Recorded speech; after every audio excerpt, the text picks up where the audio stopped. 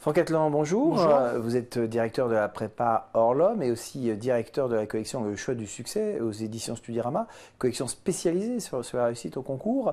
Est-ce que vous pouvez nous présenter rapidement les épreuves du concours Schema AST?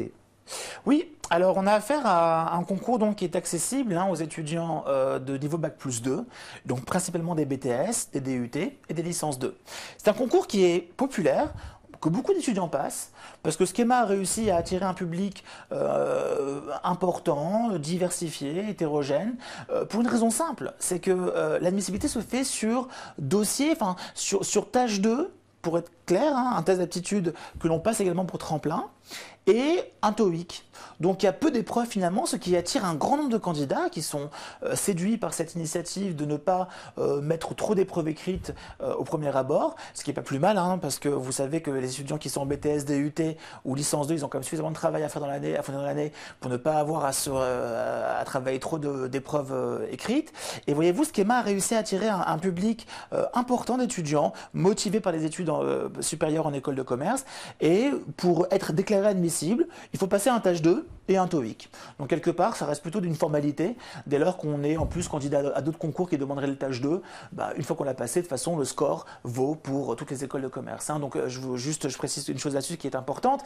Quelqu'un qui passerait donc Schema doit pas s'affoler. S'il passe s'il passe le tâche 2 avec tremplin, son score vaudra pour Schema. Et s'il passe le tâche 2 pour Schema, son score vaudra pour tremplin.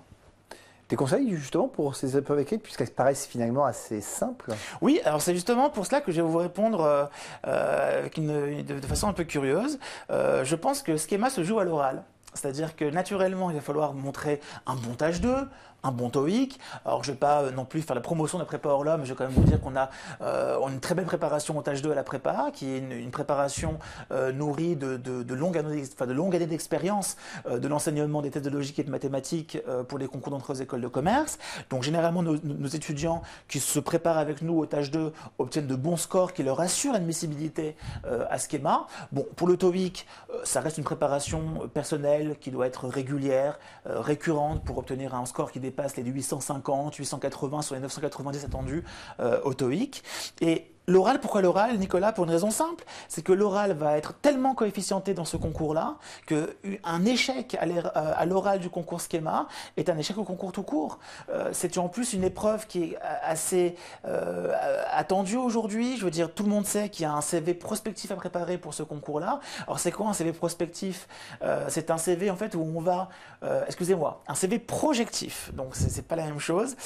Ou ça pourrait être aussi un CV prospectif. C'est un CV projectif, on va se projeter 10 ans en avant et on va imaginer sa carrière dans les 10 ans à venir. Certains pourront dire que c'est un petit peu tiré par les cheveux que demande un étudiant de se projeter 10 ans plus tard.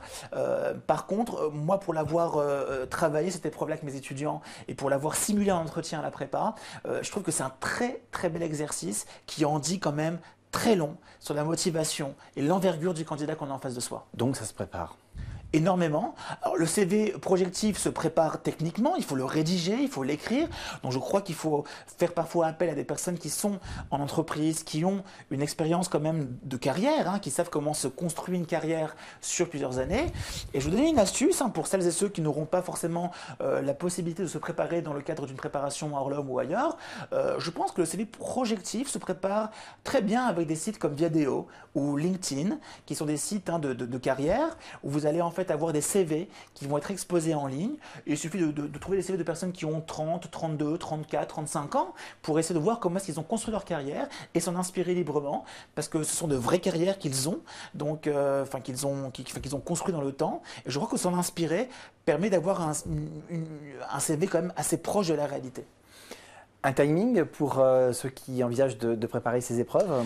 Pas spécialement, Nicolas, pour une raison simple, c'est que le TAJO, de toute façon, on va le préparer avec une échéance généralement qui va être celle de tremplin pour ceux qui vont passer en plus de Schema le concours tremplin ou le concours team ou d'autres concours qui vont demander en fait le tâche 2 à l'arrivée. Je crois que le tâche 2, 2 mois de préparation sont largement suffisants. Moi, je crois que si on consacre 50 à 60 heures Pour le tâche 2, autrement dit, sur 2 mois, ça fait quoi? Ça fait 1 heure par jour. C'est quand même conséquent, mais c'est pas non plus impossible. On peut vraiment espérer avoir un très bon score. Et pour l'oral, je pense qu'on ne peut pas répondre autrement que de s'y préparer dès le jour où on sait qu'on prépare ce concours, où on passe au concours. Parce que l'oral, c'est un travail de longue haleine. Il faut avoir une réflexion qui est nourrie sur la durée. Et je crois qu'on ne peut pas se permettre d'arriver à ce schéma avec des doutes sur ce qu'on veut faire plus tard, sur ce qu'on peut apporter à l'école. Franck Atlan, merci.